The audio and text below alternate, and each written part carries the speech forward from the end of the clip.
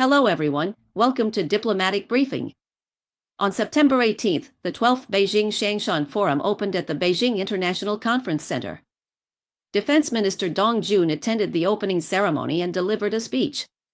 When talking about the Taiwan issue, Dong Jun said in his speech that we must safeguard the post-war order. For 80 years, the international system with the United Nations at its core has established widely recognized purposes and principles, laying the foundation for overall world peace. Reforming and improving the global governance system does not mean overturning the existing order and starting from scratch. Starting anew is precisely about defending this cornerstone of stability and strengthening the pillars that support it. Dong Jun emphasized that Taiwan's return to China is an important component of the post-war international order. The historical and legal facts show that Taiwan belongs to China. There is no doubt that the Chinese People's Liberation Army has always been an invincible and powerful force defending the unity of the motherland. It will never allow any Taiwan independence or secessionist plot to succeed. Dong Jun also firmly stated that we are ready to thwart any external military interference at any time. Dong Jun pointed out that in the South China Sea, China is also working with regional countries to promote the implementation of the Declaration on the Conduct of Parties in the South China Sea and intensify consultations on the Code of Conduct in the South China Sea. The consensus and joint efforts for peace and development are being consolidated. Some countries outside the region are so-called freedom of navigation, individual claims, so-called international arbitration, and blatant challenges to the basic norms of international relations. China's legal maintenance of its territorial sovereignty and maritime rights is a firm defense of the post-war order and the international rule of law. Dong Jun also emphasized that the positioning of military forces and the construction of military relations are related to whether countries have peace or go to war. The so-called military strategy based on power suppression and intimidation is essentially to forge confrontation only to deepen hostility and further backfire. China has always insisted on peaceful development. China's military strategy and national development strategy are highly consistent with China's military construction. China's goal is to safeguard its sovereignty, security, and development interests. Dong Jun's remarks have attracted great attention from the diplomatic community. Special mention was made of the Taiwan issue. He emphasized that the PLA's statement that it is always ready to thwart any external military interference is an unprecedentedly tough stance. It is worth noting that this is the first public statement by senior Chinese military officials since September 3 parade, when China showcased its powerful national defense capabilities and shocked the global military community. There are several observations to be made. First, in recent times, the U.S. Secretary of State Rubio and his diplomatic team, including the American Institute in Taiwan, recently said in an interview with Taiwanese media that documents such as the Cairo Declaration and the Potsdam Proclamation did not determine Taiwan's final political status. The U.S. State Department spokesperson also responded to media inquiries by saying that China is distorting World War II-era documents to support its coercive actions against Taiwan. These statements, such as the documents did not determine Taiwan's final political status, have emboldened the DPP authorities, who have immediately begun to vigorously promote the theory that Taiwan's status is undetermined and once again claim that the two sides of the strait are not subordinate to each other. Amidst all this noise and confusion, Dong Jun's statement is clearly targeted. Secondly, the sentence Dong Jun used is in the present continuous tense, saying they are prepared to thwart external interference, showing the determination and confidence to be ready for battle at any time and to win every battle. The defense ministers of China and the United States held a video call on the evening of September 9th. At that time, the U.S. Secretary of Defense Lloyd Austin made it clear to the Chinese side that the United States has no intention of clashing with China, nor does it seek regime change or to suppress China.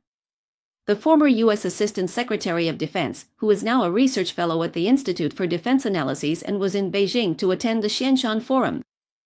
On September 17, Chad Sprague said that this was a rare public statement from the U.S. Secretary of Defense, and he believes the Trump administration seems to have realized how to coexist peacefully with China.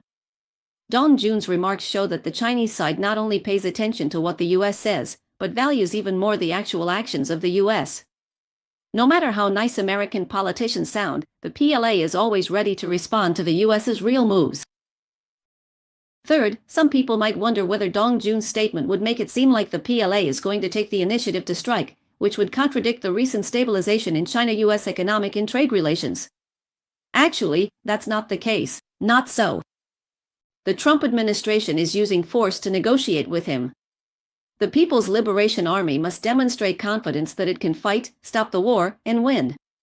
In another area of the Sino-US game, China has also demonstrated its strength on the technological battlefield.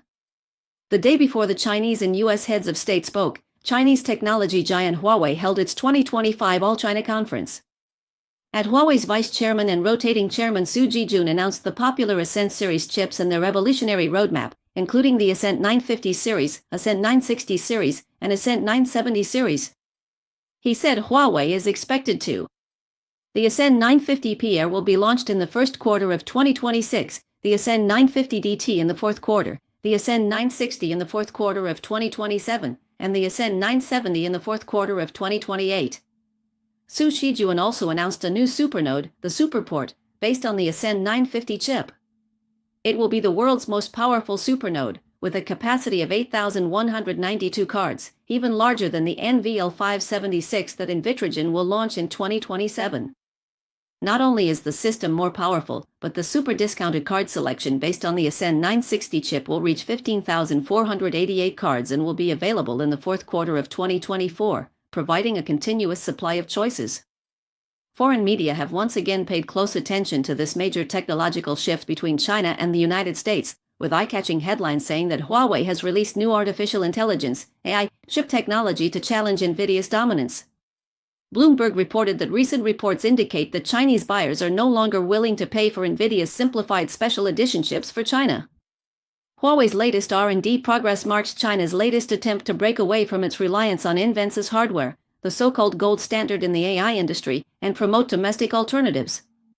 Reuters described British tech giant Huawei as a key player in leading the development of China's domestic semiconductor manufacturing industry, aiming to reduce dependence on the US-dominated supply chain. Now, Huawei has announced that it will launch 4 new-generation Ascend AI chips over the next 3 years, breaking years of secrecy and revealing its chip manufacturing progress in competition for the first time. The South China Morning Post believes that this breakthrough by Huawei is expected to break the supply bottleneck that has constrained the growth of China's AI sector, and will help China achieve independent development in the field of AI computing. Bloomberg stated that Huawei's latest solution aims to bundle more AI chips together to enhance computing power and challenge NVIDIA's technology. According to Su Jijun's explanation, the supernode. Physically, it consists of multiple machines, but logically, it learns, thinks, and reasons as a single machine. Huawei's 2 latest supernode products have achieved comprehensive leadership in key metrics such as card scale, total computing power, memory capacity, and interconnection bandwidth. Based on the supernode, Huawei also released a supernode cluster product. At the event, Su Jijun announced a new interconnection protocol for supernodes, which will connect more computing resources together. Based on the Ascend 950, it is possible to form a cluster of over 500,000 cards, and with the Ascend 960, it can even form a cluster of more than 990,000 cards. Su Jijun candidly admitted that our single-card chips still lag behind NVIDIA's, but with long-term investment in connection technology, the supernodes we have built can become the strongest in the world, providing a solid guarantee to support the computing power needs of China and the world. Computing power has been, and will continue to be, the key to AI, and even more so for China's AI. He pointed out that, based on the chip manufacturing processes available in China, Huawei is striving to create supernode and cluster computing power solutions to meet the ever-growing demand for computing power. According to Bloomberg, NVIDIA's NVLink product enables high-speed communication between the main chips within a server, while Huawei's newly launched supernode solution appears to be an upgraded response to NVIDIA's NVLink product. Reuters cited semiconductor research firm SemiAnalysis, saying that compared to NVIDIA's GP200 NVL72 system, which uses 72B200 chips, in certain performance metrics, Huawei's product actually outperforms.